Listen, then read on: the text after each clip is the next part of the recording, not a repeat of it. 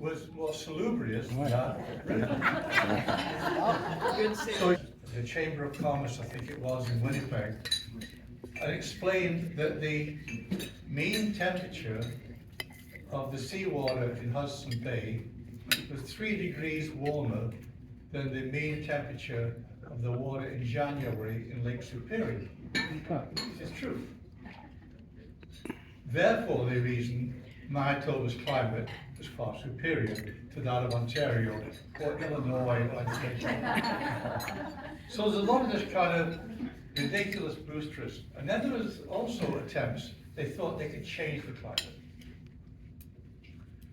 They thought, or one person thought, the renowned, this is how he's described by the Manitoba Free Press, the renowned French scientist, Professor Fauché, said that if they could lay a steel cable around the globe at mid-latitudes, they could change the axis of the Earth by running electric current through it and pushing the northern hemisphere into a better climatic zone.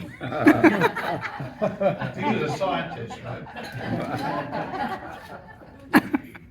Of course, the CP took a role too. The Canadian Pacific received massive land grants in Western Canada and Alberta. Well, they received them they could have taken them in BC and Ontario, Manitoba or Saskatchewan. They took one look at the land in Ontario and said, no, no, thank you. Took a look at the land in BC and said, nah, no, we'll take it on the prairies, which is the basic root of Western alienation. But anyway, they had to sell their land, so they had to portray the land in the best possible light. So one of the things they did was to invite press people to come on a tour of inspection. They took them from Winnipeg, across the prairies, they stopped in Brandon, they stopped Indian Head, Regina, and various places. They were newspaper people, they have a whole coach of them, and they said, come, it's a free trip, and all we ask of you is you write reports and send them back to your editors, and they will publish how great it is in the West. But they were not stupid, they were people very shrewd.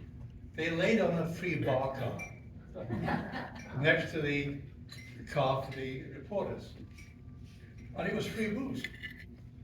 And so when they got to places like Brandon, most of them would avail themselves of the hospitality, and when they had to file a copy, the CP said, oh, there's no need to bother going and checking for yourself, we've pre-written it for you. Here you go. So they give them their copy they wanted to have published, and the reporters would file that to stick their own name on it. So if you're reading about Western Canada, there's an amazing similarity in many of the reports. They seem to have been written by the same person. Of course they were. Anyway, along with this attempt to bamboozle people, there was a common scientific, and I emphasize the word scientific, belief that you could change the climate. What you got was not necessarily what you were stuck with. They thought, and this was again believed by a lot of scientists, that if you planted enough trees, you could change the humidity of the area. The trees would bring up the humidity, would transpirate, make it more humid, and increase the rainfall. So they planted a lot of trees in the belief that it would actually change the climate. I'm not dead certain of this, but it does appear that the reason we have such a glorious forest canopy in Winnipeg is largely because of the belief it could help to change the climate. And incidentally, they chose the elm tree because it's a very beautiful tree, and at the time they thought it was the one which was the most resistant to disease. Wrong, of course. But it does change microclimates. It doesn't change the overall climate. They provide shade, but that's about it. So there was also another belief, and it was based on empirical observation that rain follows the plough. And this was a belief which was held on every frontier in Australia, New Zealand, the American West and the Canadian West. They believed that by ploughing and breaking the prairie sod, you expose that earth to transpiration. It would release the moisture which would be trapped under there. It would make the climate more humid and therefore would increase rainfall. And it seemed to work, because as they advanced into these subhumid areas around Medicine Hat, where the average rainfall varies between 9 to 12 inches, which is very close to being a desert. The definition of a desert, by the way, is 10 inches of rainfall or less. So they believed that rain followed the plough, and it seemed to happen. But it was a fluke. It was one of those chance things that had no bearing on the actual climate. But they believed this, and people were pulled or even maybe pushed into areas where they had no business going to try and engage in arable farming. It just wasn't going to work. So a lot of areas were homesteaded in the mistaken belief that this was going to be a place where harvest would be regular and bountiful. Now, of course, when it doesn't rain, there's nothing you can do about it. But there is, they thought. They thought maybe you could get professional rainmakers to play a role. Now, rainmaking on the prairies and the plains goes back a long time. I read an article very recently about how the indigenous population used to engage in rainmaking, rain dances and shooting arrows at the clouds to make it precipitate. And sometimes it worked, sometimes it didn't. If it was going to rain anyway, and you're firing an arrow at the cloud, it rained, then proof, you made it rain.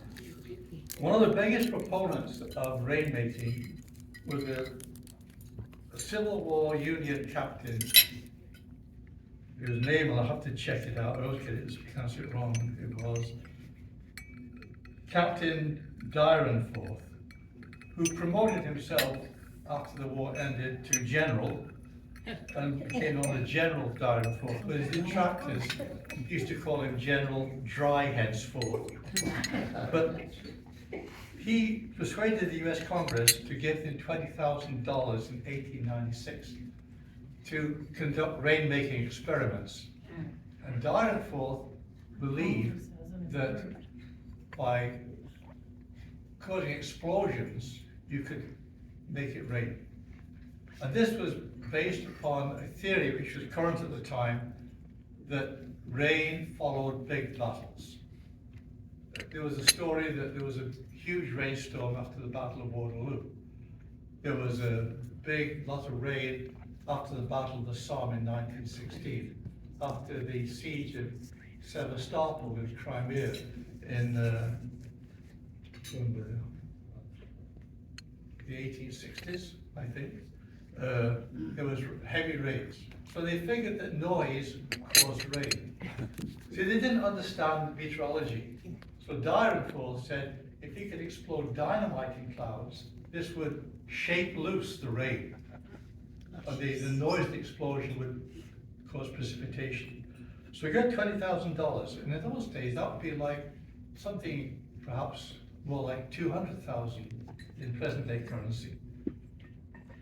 And he went down, he did his experiments down in Oklahoma. And the first reports were encouraging. He sent aloft balloons and exploded dynamite, massive explosions. And there was a huge excitement because it rained. Unfortunately, it rained 200 miles away. And so the initial excitement was kind of tempered when they realized it hadn't rained where Dyrenforth was conducting his experiments. So it didn't work. But people believed for years and years that you could make it rain. The matter was how. And in Western Canada, in Medicine Hat, in 19 1921, rainfall just didn't appear. It was about 7 inches. That's, I mean, 10 is the definition of a desert. So they had a bad time, crops failed. They were desperate. So they got together, the Association of Alberta Municipalities decided they would hire a professional rainmaker. And they hired a guy called Charles Mason Hatfield. Now Hatfield had come to public attention some years before in San Diego. You see, San Diego in 1916 had a drought problem. They had a reservoir called the Morena Reservoir, which was about 2 feet below what it should be. And they were worried there'd be no water. So they hired Hatfield. And Hatfield said he could make it rain. He had a contract. He was going to get $10,000 for 1 foot of rain over the next 4 months. A lot of money. This was not a written contract, it was verbal. So he set up his shop. He built 2 towers 35 feet high, and he released a chemical brew into the atmosphere. And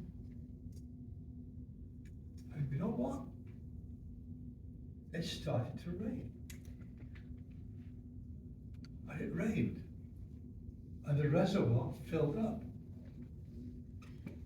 And it kept on raining. And the reservoir burst.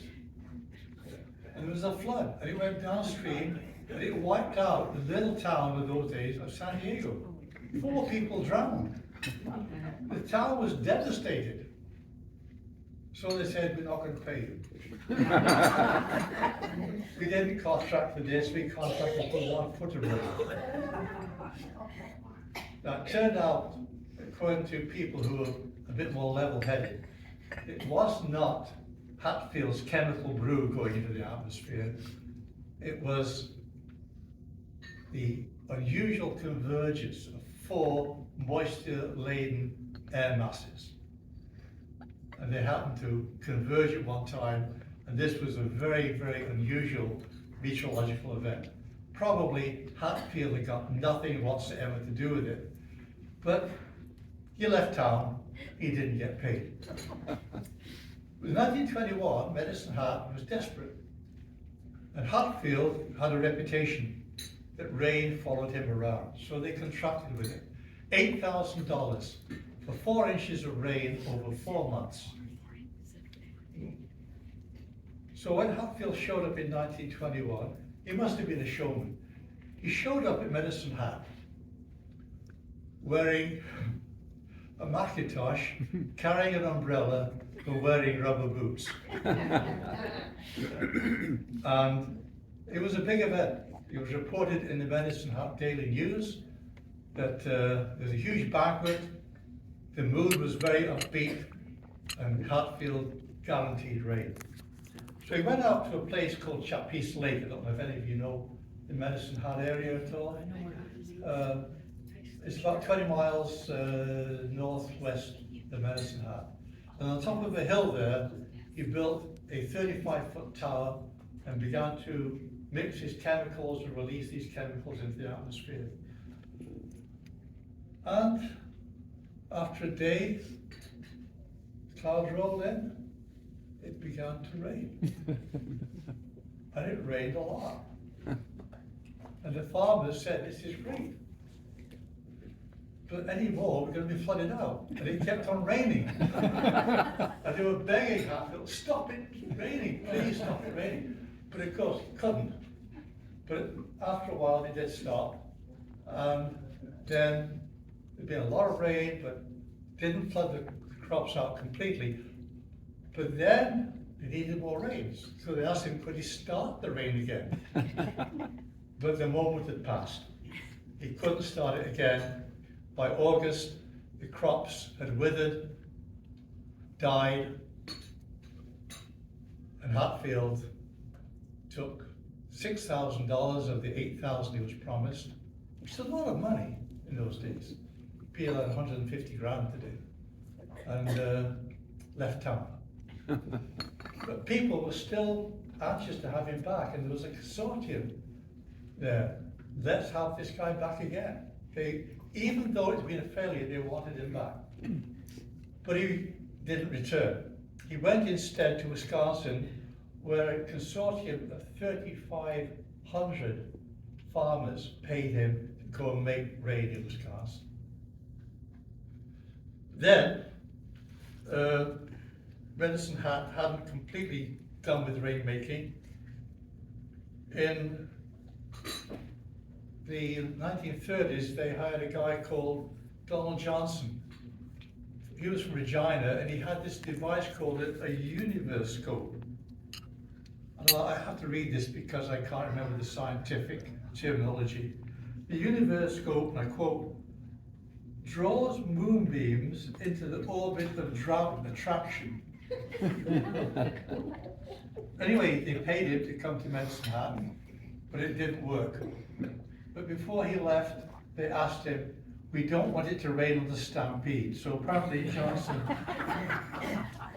very obligingly reversed the apparatus, and you know what? It didn't rain on the stampede. But he didn't get paid. Anyway, I think I'm getting out of time, so I just wanted to mention two other things. In 1948, the RCAF conducted cloud seeding operations in Medicine Hat without success. The problem with cloud seeding, they drop silver iodide onto clouds, and or dry ice also works. That forms little nuclei about which causes moisture-laden air to coalesce and form droplets and sometimes form a rain. The problem is you can never tell for sure whether it was going to rain anyway. And the other problem, if it does rain, it might not rain where you want it to rain.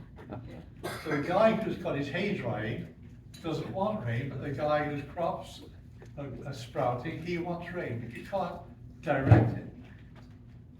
But it's worthwhile noting that recently insurance companies have been paying for cloud seeding operations.